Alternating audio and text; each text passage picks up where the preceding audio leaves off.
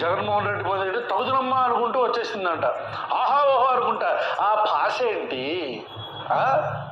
ఆ భాష ఏంటి? తగుదనమ్మ అనుకుంటూ ఆహా ఓహో అనుకుంటూ వచ్చేసి ఆ డబ్బులన్నీ తీసుకొని నేను హారతి జగన్మోహన్ రెడ్డి ఇంటి ముందు కూర్చోాలి. ఎందుకు? ముఖ్యమంత్రి ఎవడో అలా కూర్చున్నందుకే జగన్మోహన్ రెడ్డి ఇచ్చాడు. ఇప్పుడు కొన్ని కుక్కలు వచ్చి జనసేన జెండా కూలీలు, పవన్ కళ్యాణ్ ఏ జెండా మేమంటే ఆ జెండా మోసే కొన్ని బానిస కుక్కలు వచ్చి ఇప్పుడు కింద కామెంట్లు చేస్తుంటాయి. జగన్మోహన్ రెడ్డి టైంలో ఏం పీకేవరా నువ్వు? మేము ఏం పీకామో పోస్టులు పెడతాం చూడండి రా జెండా కూలీలారా. మీలాగా అందరూ జెండా కూలీలు కాదురా. కూలిపోయి మీ నాయకుడు ఏ జెండా మేమంటే ఆ జెండా మోసే కూలి పని చేసే వాళ్ళం కాదురా మేము. మాకంటూ ఒక సెల్ఫ్ రెస్పెక్ట్ అనేది ఉంటుంది. పవన్ కళ్యాణ్ని ఫాలో అయ్యి అమ్మో ఇది ఈ ఫాలో అయితే ఇప్పుడు మనల్ని ఏడ తీసుకెళ్తాడు.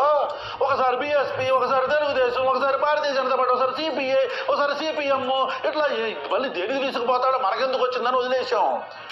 కొద్దిగా తెలివి ఉండాలిగా. గొర్రెలా ఫాలో అయిపోతే ఎట్టగా? ఆ బానిస కుక్కలకు చెప్తున్నా, సుగాలి ప్రీతికి పవన్ కళ్యాణ్ పికప్ చేయక ముందు నుంచే మేము సుగాలి ప్రీతి గురించి పోస్టులు పెట్టాం, వీడియోలు చేశాం.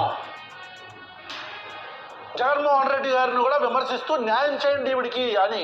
జీవో రిలీజ్ అయినప్పుడు కూడా ఈ జీవో మా కరెక్ట్ కాదంట, ఏంటి జీవో రిలీజ్ చేశారు, ముందు సిబిఐతో ఫాలోఅప్ చేయండి అని చెప్పి పోస్టులు పెట్టాం, వీడియోలు చేసాం.